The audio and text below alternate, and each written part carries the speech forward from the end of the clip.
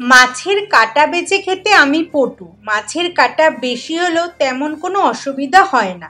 এমনকি কাঁটাগুলোকে আমি এমনভাবে চিবিয়ে ফেলি, মাছ খেলে কাঁটা না চেবালে ঠিক তৃপ্তি আসে না আমার কাছে। বাজারে গেলে আমরা শোল মাছ দেখতে পেলেই নিয়ে আসি। এই শোল মাছের কালিয়া, কষা, তেল শোল, শোল পোলাও সবই আমার কাছে সুপারহিট। আজকে বানাচ্ছি শোল মাছের কালিয়া।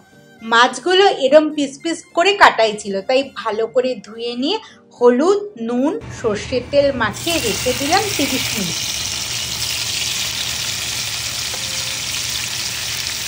এরমভাবে মাখিয়ে রেখে দিলে কিছুক্ষণ আমার মনে হয় একটা যে ফিশি স্মেল হয় সেটা চলে যায়। এবার রান্না করব সর্ষের তেল, তাই প্রথমেই তেলে দেব মাছ একে একে, এপিট ওপিট করে ভেজে তুলে নেব।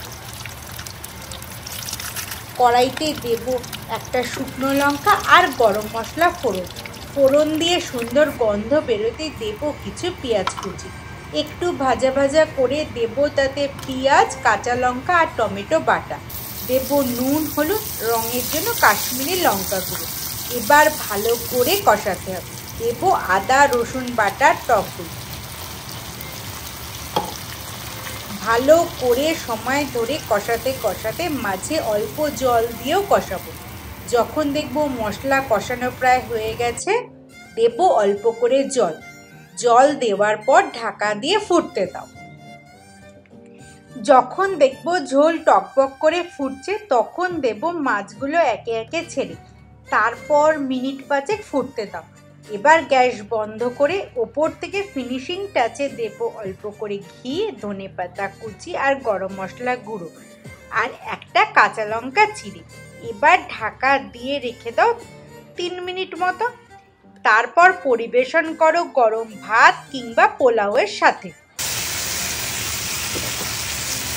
এই কম্বিনেশনটা খেতে কিন্তু আমার দুর্দান্ত লাগে।